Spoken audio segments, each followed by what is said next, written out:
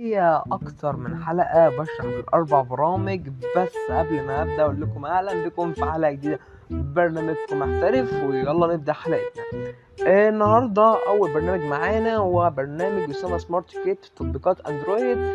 4 برامج برضو، وليه أكتر من حلقة بشرح 4 برامج. لو دخلنا على سمارت كيت، سمارت كيت عبارة عن برنامج فيه برامج كتير جدا من جوه، يعني في ممارسة ودليل ومترجم ومفكرة ومسجل صوت ومندول إيقاع وقطاع ومدير ملفات وماسح ضوئي وتكبير ومرآة ومصباح يدوي واختيار قائمة ساعة توقف مدخل بطارية منظف وحدة عملة على حسب معدات إنترنت نبض القلب بوصلة التيمتر مغناطيس خريطة عدد خطوات مستوى مسطرة منقلة لوكسمتر منطقة التوقيت مستوى الضوضاء الموازين عدد السرعة اهتزاز. كل ده في سمارت كيت. تمام. وطبعا هنا لو عايز تعمل اختصار لاي حاجه من البرامج دي، تمام، بتدوس انشاء اختصار. ولو عايز مثلا، لو افترضنا ان احنا نخش مثلا على برنامج وحاجه زي لوكس متر، عباره عن ايه لوكس متر؟ انا اخش مثلا نشوفه، هيفتح لي متر وكده وبنحدد من عليه. تمام. ده سمارت كيت فيه برامج كتير. سمارت كيت فيه برامج كتير من جوه. تمام. اوتر برنامج بيسجل محاضرات بدل ما تسجلها وتكتبها ورا المدرس الدكتور والكلام ده. اوتر هيسجل المحاضرة وكمان هيكتبها لك في نفس الوقت، وممكن تستخدمها في مقابلة صحفية بينك وبين حد تاني. المشكلة في البرنامج ده ان هو انجليزي بس، ودي مشكلة طبعا.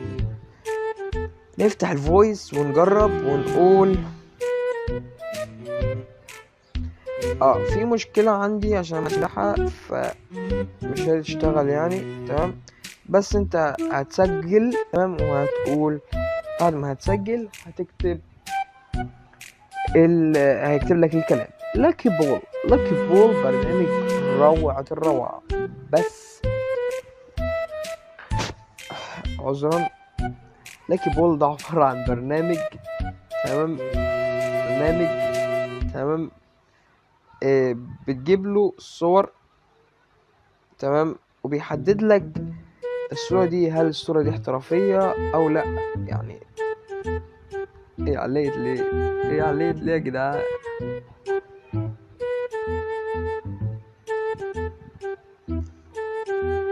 برضه فتح على المنظر الشيء اللي انتوا شايفينه ده.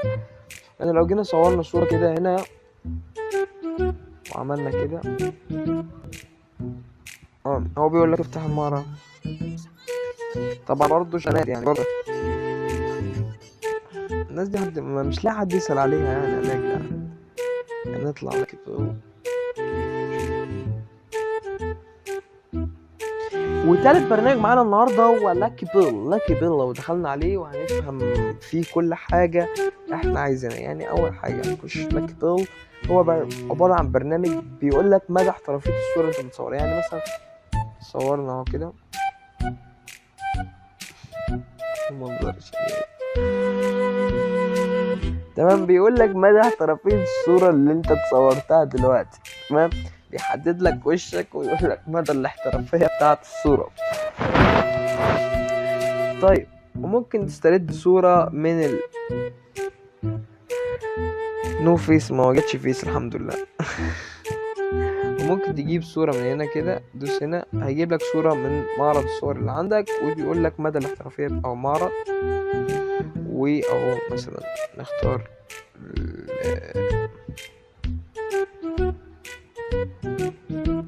اختار صورة واضحة شوية عشان يحدد لك، او مثلا صورة زي كده.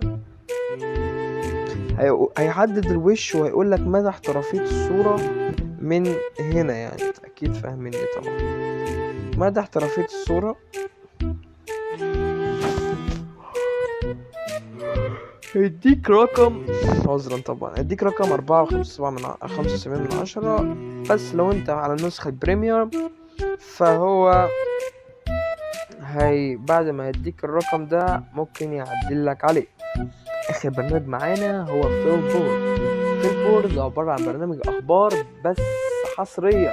ده 1 2 اول في البورد لما تخش بيديك يقول لك اختار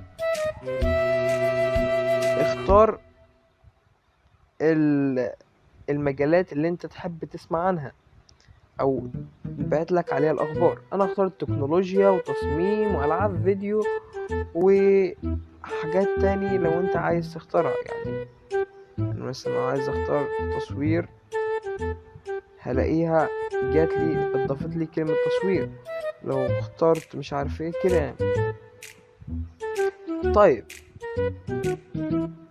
دي كان اخر برنامج معانا في البورد، كان اخر برنامج معانا. لو عجبك برامجنا لايك سبسكرايب كومنت في الشانل بتاعتنا، ويلا عشان نشوفكم في حلقة جديدة من برنامجكم احترف في سلسلة تطبيقات اندرويد.